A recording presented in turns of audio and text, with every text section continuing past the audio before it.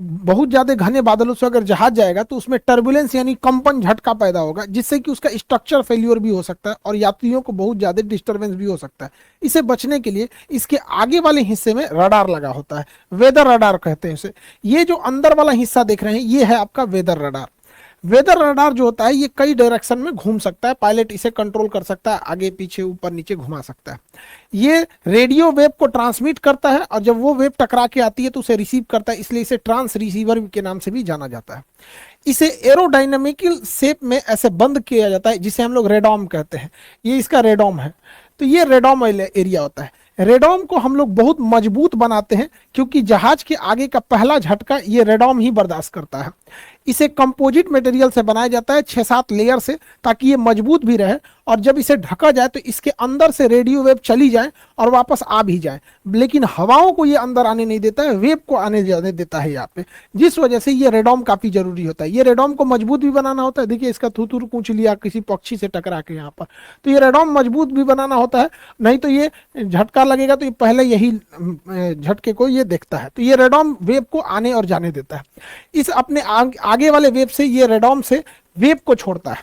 जब ये वेव जाती है बादलों से टकरा के आती है तो ये पता लगाता है कि आगे का मौसम कैसा है। ये लगभग 30 से 40 किलोमीटर दूर आगे के एरिया को देख लेता है, 30 से 40 किलोमीटर के आगे के एरिया को अपने रेडियो वेव के थ्रू। और ये रेडियो वेव कहां से निकलती है? इस रेडॉम सेक्शन से निकलती है। ये रेडॉम वेव को जाने देता है लेकिन बाकी चीजों को इससे आगे से ये जाने नहीं देगा।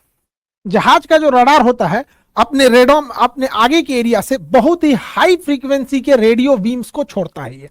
ये सुपर हाई फ्रीक्वेंसी SHF कहते हैं इसके शॉर्टकट में। ये लगभग 5 गीगाहर्ट्ज का होता है, बहुत ज्यादा इसकी फ्रीक्वेंसी होती है।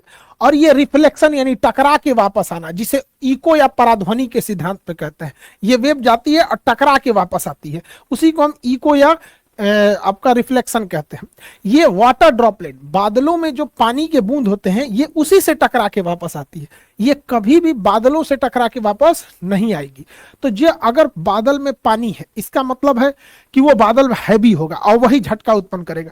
ज्यादा पानी है तो ज्यादा किरणें टकरा के आएंगी, कम पानी है तो कम किरणें टकरा के आएंगी। इन वेव को पायलट कंट्रोल कर सकता है। वो नीचे ऊपर करके रेडाम से एरिया से ये स्कैन कर लेता है कि किधर का एरिया है सेफ है उड़ने के लिए और किधर का एरिया सेफ नहीं है उड़ने के लिए। और इस आधार पर रडार में का जो रिफ्लेक्शन होता है वो स्क्रीन पर दिखाया जाता है। दोनों पायलट के लिए नेविगेशन डिस्प्ले होता है, पायलट और फर्स्ट ऑफिसर के लिए।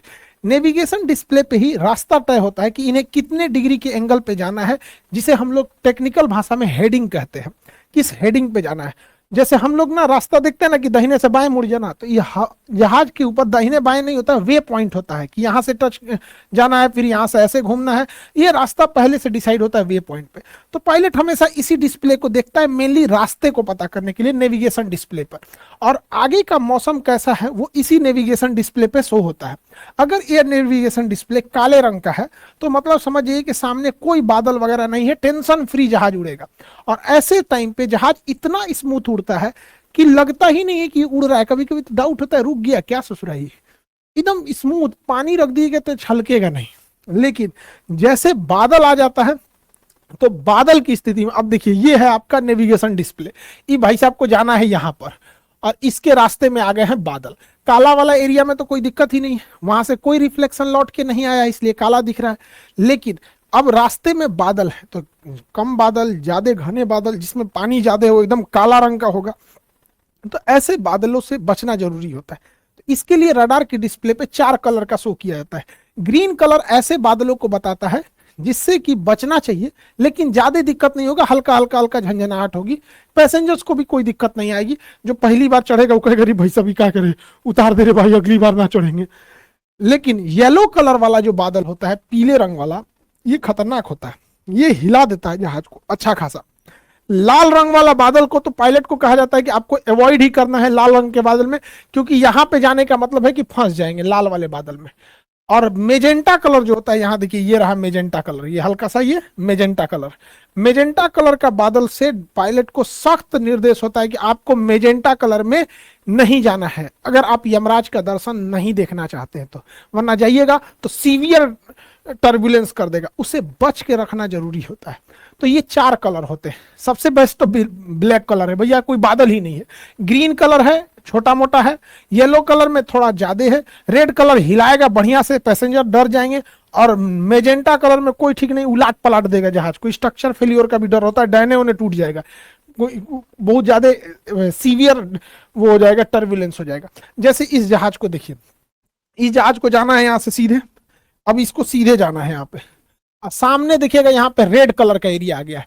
अब ये क्या करेगा, रेड कलर वाले एरिया से यहाँ साइड हो जाएगा और फिर घूम के अपने रास्ते पे चला जाएगा यहाँ पे।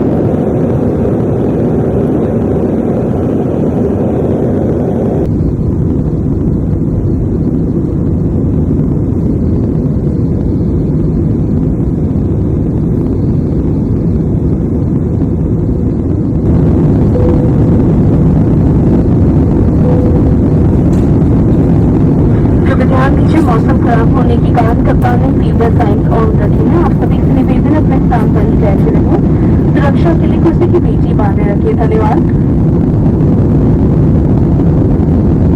तो देखता है कहां से इसे ज्यादा बचाया जा सकता है। हालांकि ये तो सामने का एरिया दिख रहा है। अगर आप इसे देखेंगे, जैसे इसे सपोज कीजिए इसको यहां से यहां जाना है, तो सामने में तो बाप रे बाप मेजेंटा कलर है, जाने ले लेगा यहाँ पे।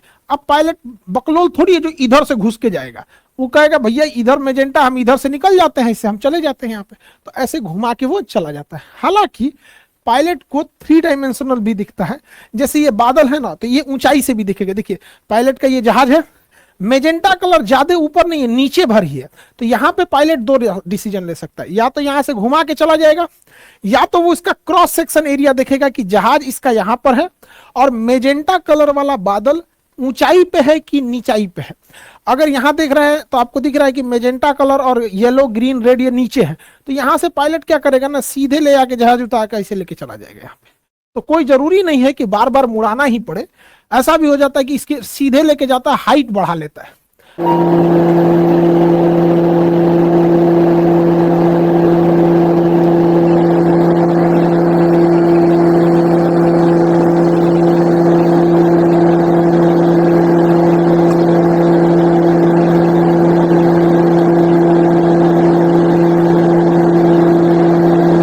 हाइट को क्या करेगा, बढ़ा लेगा। तो कुर्सी की पेटी का बांधने का साइन आ जाएगा और उधर एयर होस्टेस अनाउंस करेगी कि मौसम खराब होने के कारण कप्तान ने कुर्सी की पेटी बांधने का संकेत ऑन कर दिया है, ये वो। तो लोग कहते हैं बांध ले रे भैया, दिक्कत हो रहा है।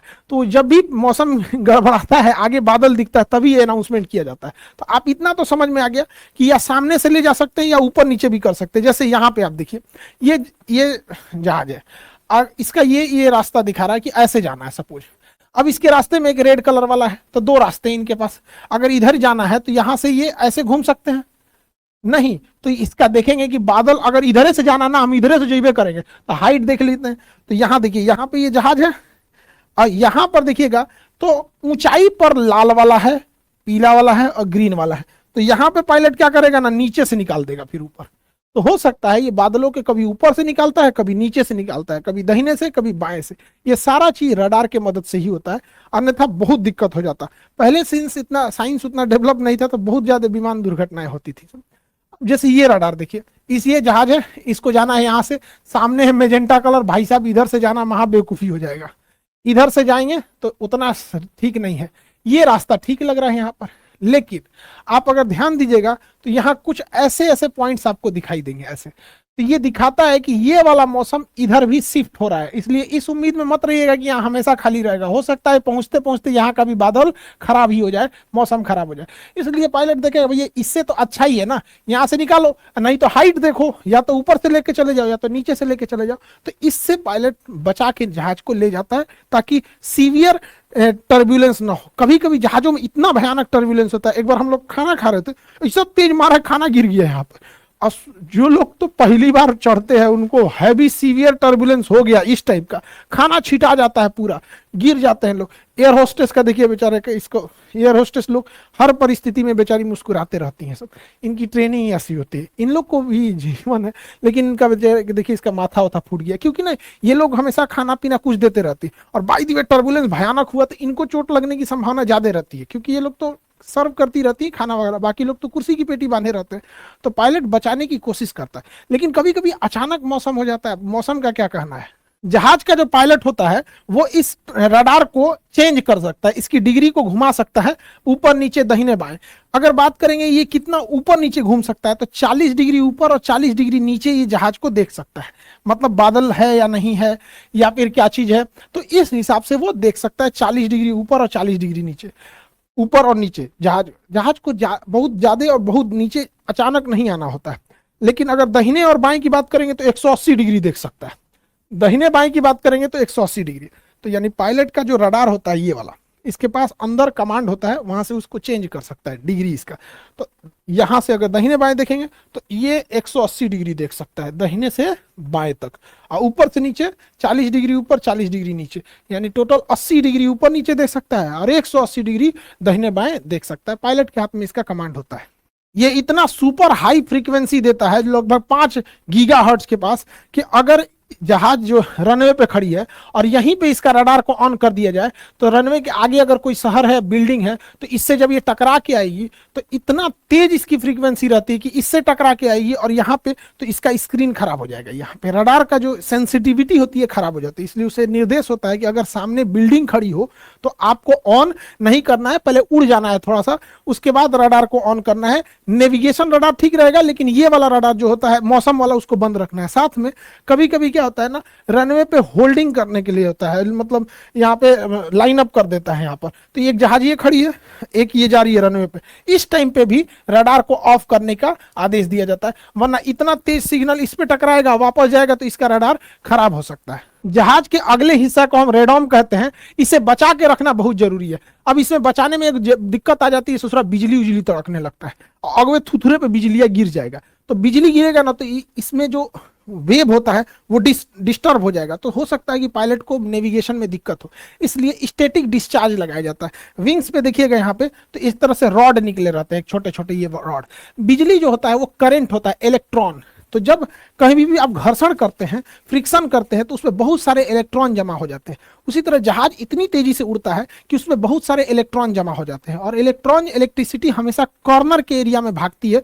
तो इसलिए इसके कॉर्नर के एरिया में हाई मेटल के एरिया को ये लगा देते हैं, ताकि यहाँ पे इलेक्ट्रॉन आए और ये इलेक्ट्रॉन बाहर गिर जाए, ये इलेक्ट्रॉन उड़ते जहाज से बाहर गिर जाए। तो इसलिए इसे स्टैटिक डिस्चार्ज कहते हैं। स्टैटिक डिस्चार्ज बहुत जरूरी है। कभी कभी पायलट के अगवे ऐसे बिजली तड़कने लगता है, बेचारा दिक्कत हो जाता है स्टैटिक डिस्चार्ज से बचाने के लिए। तो रेडॉम को स्टैटिक डिस्चार्ज, आगे तो इसे रॉड नहीं लगा सकते, तो ऐसे ऐसे ये उभार देते हैं। ये स्टैटिक डिस्चार्ज होता है कि अगर आगे कहीं पे भी बिजली तड़के ना तड़के, इतना स्पीड से जहाज उड़ता है कि आगे में जो इलेक्ट्रॉन जमा हो जाते हैं वो अगर इसके थुथुरे पे ऐसे इलेक्ट्रॉन जमा हो जाएंगे तो इसके रडार में दिक्कत हो जाएगा। तो रडार में दिक्कत हो जाएगा तो रडार में क्लियर नहीं समझ में आएगा। इसलिए ये जो ऐसे उभरा वाला हिस्सा है ये इस इलेक्ट्रॉन को पीछे की ओर भेज देता है, और जैसे पीछे बॉडी पे जाता है तो स्टैटिक डिस्चार्ज इसको हवा में गिरा देता है।